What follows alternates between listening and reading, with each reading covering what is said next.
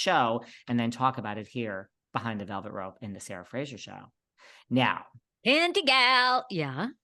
I mean, listen, I'm giving a lot of good reviews to the shows. Lots of good reviews to, Homeless, Not Toothless. I love Tom Sandoval and the Most Extras. This is not a housewife strutting on the stage. This is a full-on, first of all, Candy Gal has an entourage, okay? There is an entourage.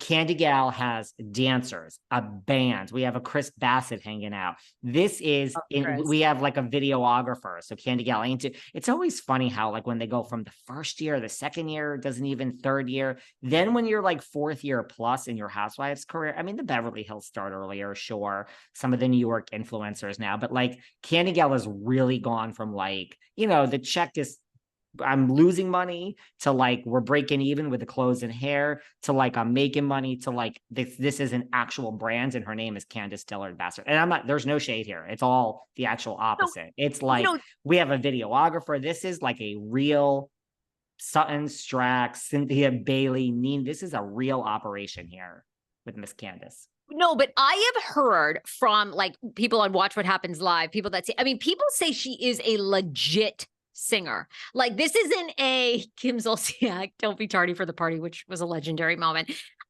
This is like a real, so when she comes out on a city winery stage, because they're not like enormous stages, but they're a good size. We have two venues. Now we have City Winery, The Loft. That is where David and Behind the Velvet Rope had live shows. I've invited you to a live show. We should do a live show together. You won't travel. We're going to have to film that in LA. We have a request for you in Chicago, by the way. Come to LA. One of our listeners wants you. Well, you got to figure it out then because my promoter can't do it there. But I'll go to Chi-Town. All right, I'll go there. Make it happen, and we'll do a show in LA. We'll sell tickets for real.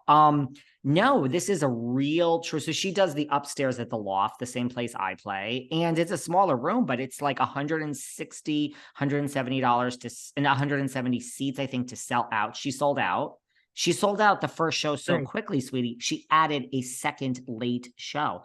There was a 7:30 show and a 10 o'clock show for Candy Gal. Great. Now we also have the meet and greet. She charges it up self. Candy Gal is she's one of these where like she comes out. She's not just playing New York. It's like a real tour. She's going now. She just added Georgia. I'm gonna go see her again because I think I'm in Philadelphia when she's actually there. As crazy as that is. So it's a real ticket. It's a real show. She's one of these who she's a real singer. It's a real performance. It's not like a gimmick. So I know Karen Huger tried her one-woman show or whatever. And I mean, we had Reasonably Shady, the stand-up and all that. But like Candy Gal it's a real concert. It's a real thing. Candy Gal comes out. Does Candy Gal have an opener or she just comes out? Oh, in different city opener, but in different cities, like she's gonna have Shamari DeVoe from RHOA with her dad. She has an opener. When she comes out, people go crazy. Go crazy. What song? Come back. Drive back. Drive back. Of course, that's it. But she has other hits now. You're gonna get a ding from Miss Dillard Bastard for not knowing the song. Honey, Drive Back is just a performance. What's that? Drive back. Yeah, see, it's real. No, she's a real performer, singer. Like this is now a brand. But how long was the concert? How long was the whole show? Way longer. It went over. The second show had to get like delayed. Like she played for a long time. Wow. How many outfit changes? I mean, I didn't count, but she's like the tiniest little peanut too. She's like so merch, little and really. We're selling merch. Tons of Candiace. Yeah, she's stunning. So tons of Candiace shirts. You can buy the album, bring it. So then you have the meet and greet afterwards. So she did, she knows who we are. And as soon as she was like, I was like, let me tell you something. I told that Sarah Fraser to get her ass on a plane and get to New York, but she's not here. So she's like, you tell Sarah Fraser, she better be. But she says she's going to do an LA show. Who knows? We'll be here in LA for sure. You know what the thing was is? Here in LA at a nightclub. It was like a nightclub appearance. Remember you were here, but it was like kind of an hour outside of the city. We were like, we can't. Yeah. No, we need like a real concert and ability to meet her and say hi. I said, listen, let me tell you something about Candiace and Chris. Cause she's had her share of knocks. I find her out of all the housewives from Potomac that I have personally interacted with and met. Yes. I mean, I can't even believe I'm saying who the other one is because they're actually like arch enemies. But I find Candiace and Monique to be two of the Oh, I love Monique too. like Yeah. realist. Like Candiace is, you say what you want about her as a person interacting. I think she's smart. I think she's hardworking, and I really think Chris Bassett was there. I'm like, hey man, can I have a picture with you? I'm Candy like, Chris gets Bassett, I'm as excited to see you as I am to see Candy Gal. Candy gets the assignment big time. Yep. She walked in to from the moment one, and I love the story. You know how she got cast on the show. She's the one that reached out. She never watched Housewives. She turns on Potomac one day, however many years ago now. She watched the show and she immediately said, "I'm going to be on that show." And then through a friend, that's how she got connected to the producers. They didn't know her from Adam. She said, I'm She just like, just trust me, I'm knew. good at this. It was like when I know everybody listening has had those moments like where you just are like, oh, this is meant for me. And she did. And sure enough, she finally got in touch with a producer. They came out, they like soft filmed. They were like, yeah. And I just feel like she's a person. So far my interaction with her, and I think we try to be fair, we try to be reasonable and come at everybody on a reality show as they're a human. They are getting an edit so a lot of it we don't even know, right? I think we try to give people that grace.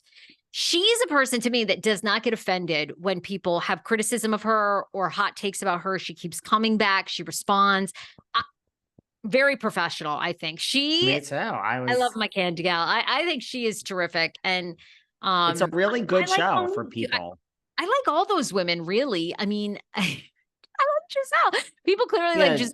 Jizzy Jizz. I don't know how she's still there because to me, we don't learn a dingle dangle thing about her life, but she's obviously talented enough to but you stay. know what? Right. That's such a skill too. That's like It's what a it's a great skill. skill to be able to like stir it up, deflect, throw the And ball, and yet be a favorite and OG, first seat on the reunion a lot, and just look, I mean, Candiace has said, and not to me, I'm not revealing anything. I think she and Ashley Darby have both done, interviews of where they're like, it's a hard season for each of us. So I think Ashley especially says she has a hard season coming up. So I'm just listen, between Potomac and Salt Lake, for some reason, those are the two I'm really excited about. Atlanta, I feel like when I'm stepping back, because like, now that I've really had a chance to digest New York and OC, I really feel, although I have not loved the OC this season, I feel Atlanta is my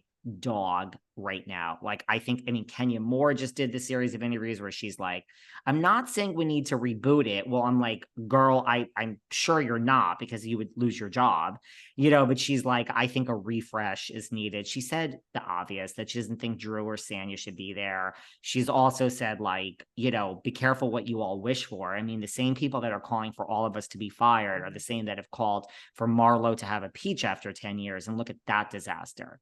A lot of people think Marlo's peach is a disaster, that she, for 2 seasons now, is bringing the kitchen sink. I mean, Marlo is, I love her. I've had her on this show, so I love her team.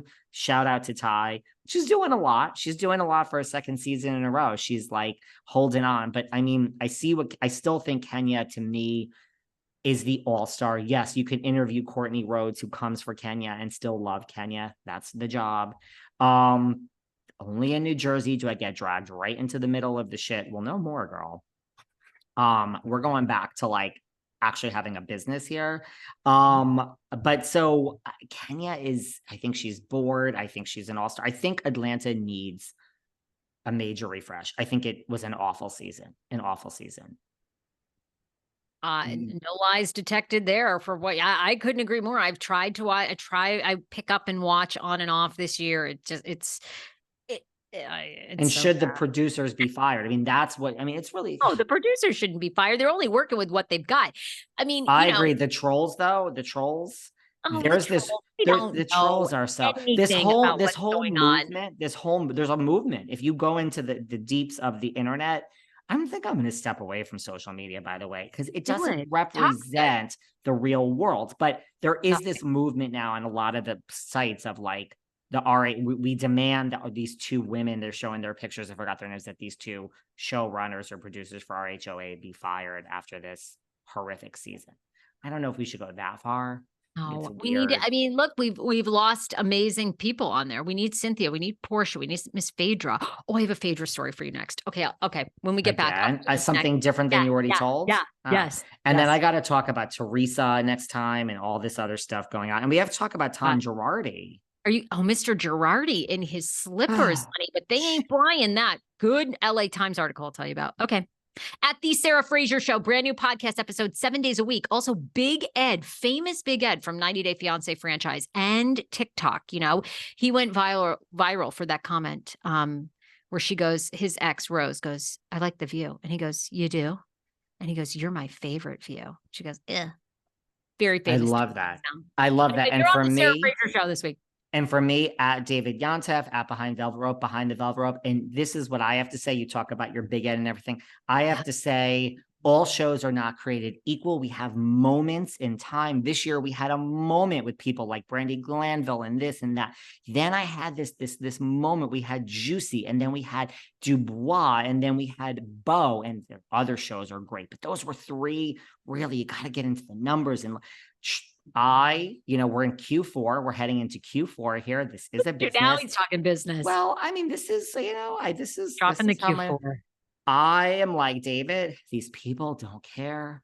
I could produce Bo on a Monday, and on a Tuesday, they're like, girl, this episode, where are the big ones? And you're like, it's only been 3 hours. Give me a minute. I got the next Allison and Bo, and I've got a trio lined up.